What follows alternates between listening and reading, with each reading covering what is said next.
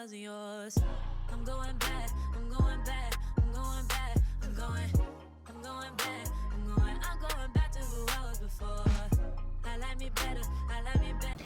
Hey guys, and welcome back to my channel. So back with a new video, back with the first video of 2022. If you hear that in the background, it's the heat. It's gonna turn off in a couple seconds. I just really wanted to wait until right now when I started filming to turn on. But I already did a video on like the best things, my favorite things that launched in 2021. And I know like we're trying to close that door, close that chapter on 2021, but I got one more video I gotta put out. Okay, so it's off. On the worst things that came out of 2021. So if you guys want to see that, then let's go. So the first thing I have to talk about is Anastasia, Beverly Hills. You know, it was just real interesting watching all of that has unfolded with Anastasia and Beverly Hills unfold, right? Because they went from being like the brand, like that cool kids table brand. Everyone wanted to be a part of it. You couldn't say anything negative about Anastasia Beverly Hills, to the brand where it was almost like saying something negative about them was going to get you some traction on your posts, on your videos, whatever. Like dragging them became the cool kids thing to do, right? Did a whole video on that.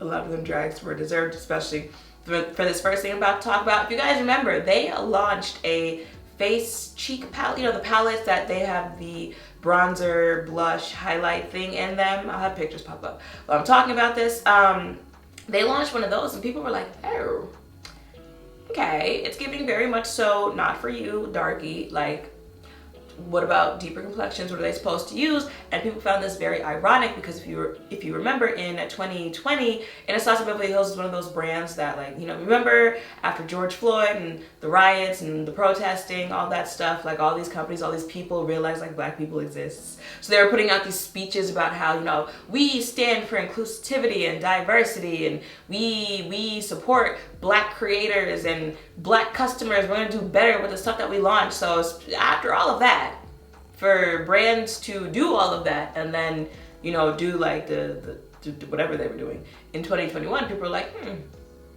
interesting. But like, if we really want to think about it, even before that face palette, even before that declaration, years ago they had launched these bronzers and it was the same thing. Like, people have been asking for years to expand those bronzers and they didn't. They just gave us new ones that look like that. So that was before this face palette, cheek palette, whatever it's called, right?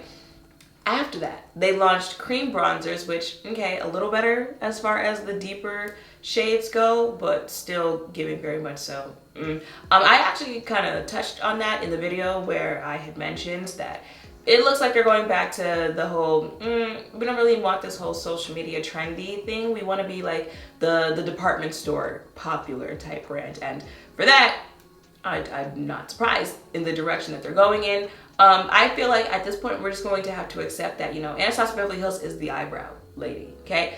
Depending on the palette, she might be the eyeshadow lady. But complexion, it's never really been, you know, oh yes, they dropped complexion. I already know what time it is. Yeah, that liquid foundation they launched 2018, 2019. I'll give them that. Other than that, it wasn't expected from them, so I don't expect much from them. If you've watched my videos before, then you know they have gotten me once or twice, 3 or 4 or 5 times by doing these collaborations with things that are gonna like pull on your heart. Either collaborations with influencers, celebrities, so I'm like, okay, I wanna buy it just to support, or collaboration, you know, TV shows, stuff like that, right? There was the Miss Piggy collab 2020, I think, is when that launched. 2021, there was a Bratz collaboration and I was like, yeah, I'm buying it. I'm buying it. At this point, I really don't care. I don't care if it's a clothing collab, a makeup collab, a hair collab, shoe collab. If it's attached to Bratz, I'm gonna want part of it, right? So Makeup Revolution, Revolution Beauty, which one did they go by with this collab? 'Cause you know they got like 17 sister brands. One of those, right? I don't remember which one it was. But one of them collabed with the Bratz on a collaboration. I picked it up. I picked up a little piece of everything and it really wasn't giving. Like it really was not giving like anything when I tried it, like nothing memorable. And the thing is, like, I usually like the things that I pick up from Makeup Revolution either way. Like, I've tried other collabs from them that I liked. The Patricia Bright collab, raved about that. the regular line launches. I've tried several of the sister brands. I liked several of them. So for this to be the time that you dropped the ball, really? They are the girls with a passion for fashion, but their faces were always beat too, and you gave me this. Like,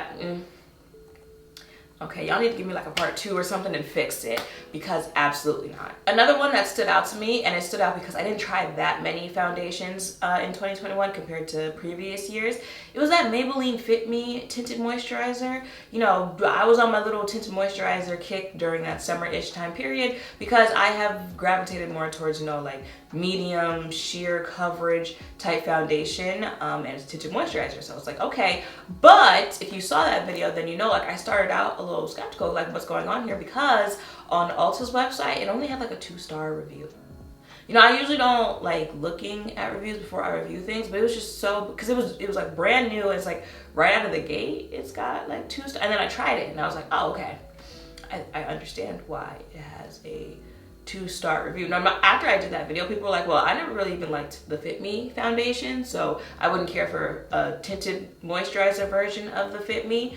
But I was like, okay, wait a minute, don't do, not too much now, okay? Not too much. I didn't like that tinted moisturizer, but the regular liquid Fit Me foundation, I like that. Am I the drama? I liked the liquid foundation version of it. The tinted moisturizer, it just wasn't doing it. If anything, I felt like it didn't feel like, even when I turn the phone off because it's connected to the computer. What was I even saying? I felt like the tinted moisturizer was not giving tinted moisturizer. I felt like it was giving foundation. Like, you could just sheer out the Fit Me foundation and get tinted moisturizer from there. It just wasn't doing anything for me. So I was like, okay, that's one of the times where, like, yeah, you should probably read some of the reviews before you purchase things. It's different for me because I'm purchasing it so I can, you know, show you on camera what it looks like. But like Shanine the shopper, she'd definitely be reading reviews to see what people are saying, to not waste money. Now this one right here, I'm still salty about. If you guys did not know, you are new here, I like The Sims, okay? I do have a Sims channel that, yes, I know I have not posted to, okay? It's not the filming, the what is it, gameplay videos, it's the editing for me. Like, when I tell you I have 4 that I have just not edited yet, they're just sitting there. But 2022, I'm telling y'all, I'm post them, okay? I have a whole Sims channel. So when I heard that MAC Cosmetics was collabing with The Sims on a palette, yes, okay, listen, take my money, right? That's how these brands be getting me. And then I saw the palette. This is what they gave me for a MAC Sims collab. And when I tell you, I was like, really?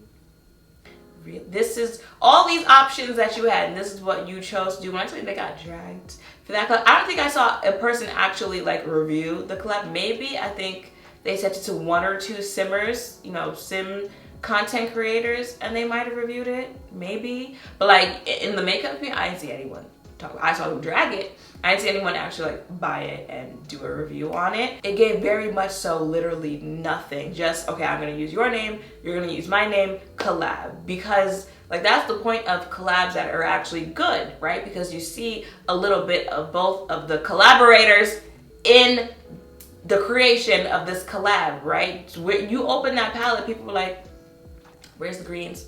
Where's the blues? Right? Blue and green should have been like the main focus of a Sims makeup collaboration. Where's the red? Where's purple? Where's pink? It looked like you just repackaged something else and threw the Sims logo on top of it. And mind you, like, people were going viral for giving their own versions of what the palette should have looked like. And it was like, if people who probably have a different job and like collab or create content on the side, or people who like their job is not to create products, can quickly in 5 minutes come up with a collab design idea that people across the internet end up loving in like 5 minutes, that no one in that boardroom that's getting paid to do it could do that?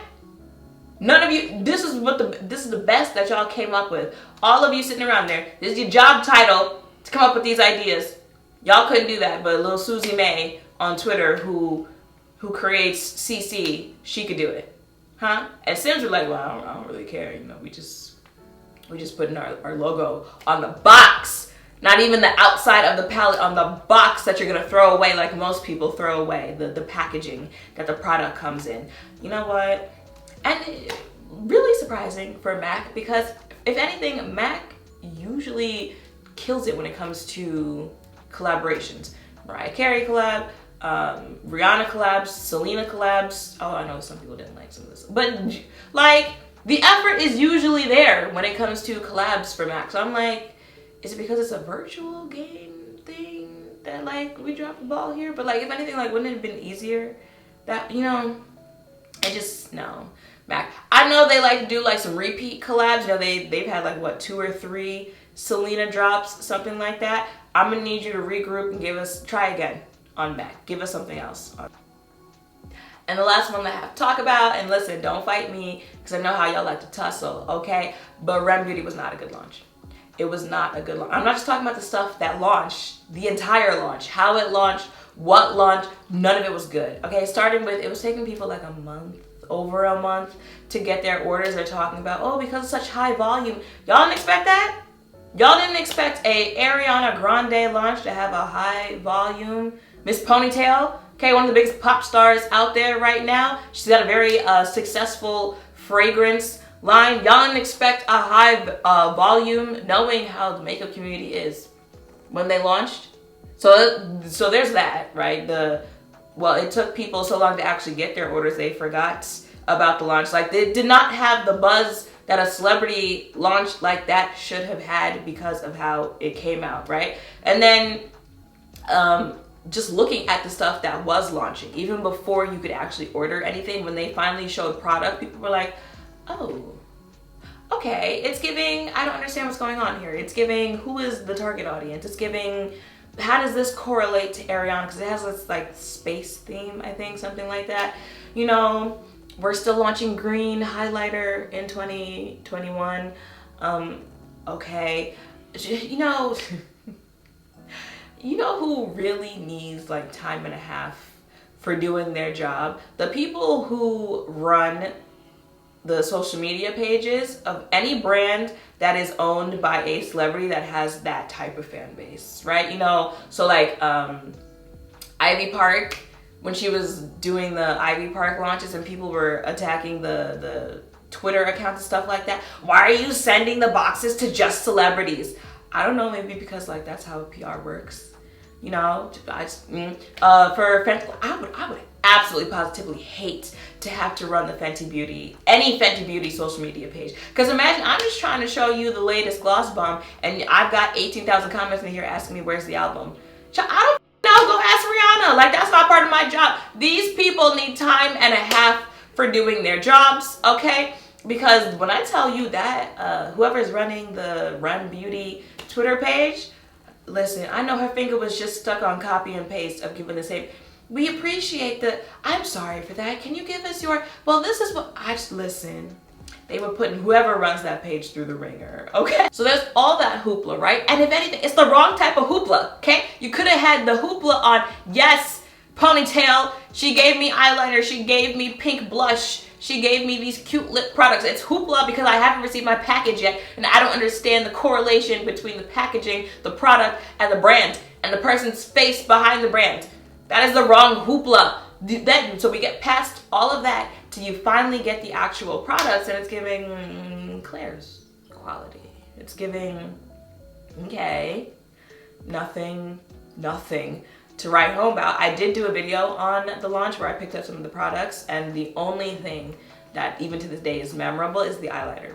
It's a really nice eyeliner actually if you're looking for an eyeliner, but like, which, yeah, see, when you launch things that make sense with you, it made sense for Ariana Grande to launch eyeliner. And it makes sense that the eyeliner is one of the better things to come out of this launch. You're over here giving me green highlighter. So, well, there's one thing that, you know, was not that bad from the launch. But the whole launch was just bizarre. And I haven't heard much talk about it. I haven't seen very many reviews. Again, like, it's always weird to me when even the fan base isn't doing much of anything about it, which granted, the fan base is usually a fan base built off of music. So they're like, our job is to, you know, get her #1s on Billboard, is to stream, is to, you know, watch concerts, buy tickets, stuff like that. Like, we'll let the what are they called? Arianators, something like that, in the makeup community deal with making sure the makeup is just as good, but not like, y'all gotta be on that like Fenty. The Navy said, y'all gonna buy everything that Rihanna launches, okay? You'll get the music, you're gonna get the panties, you're gonna get the makeup, you're gonna get the perfume. Y'all didn't do enough for the luxury brand. Okay, I'm still salty that it closed down. But like with House Labs, stuff like that, like even the fans be like, you could have kept this. But it is the first launch from the company, right? Maybe they're testing the water, maybe, you know, they're trying to see like how this is gonna go. So would I try anything that they launch in the future? Yes, I would. It's not like anything I've tried was horrible. It was just not a good launch. So there's that. So that is it for this video. I feel like there weren't that many memorable launches this year, well, last year in general, good or bad. So thinking about the ones that like just made you cringe when you thought about them, I feel like there weren't, at least for me, there weren't that many for me to remember, which I guess could be a good thing. I don't know. The ones that I mentioned in this video, again, dust yourself off, try again, give us a new launch, something, make up for that, because but yeah, that is it. Were there any scandals this year? Like, I mean actual makeup scandals, you know, like this highlighter has hair in it type scandals, not so and so aren't friends anymore. I don't care about that. No, I don't think there were.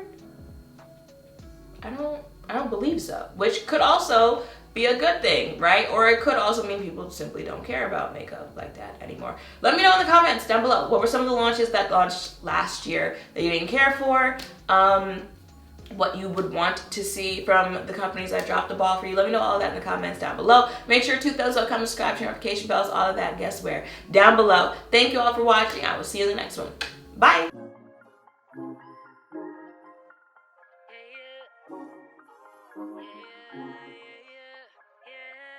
yeah, yeah, yeah, yeah.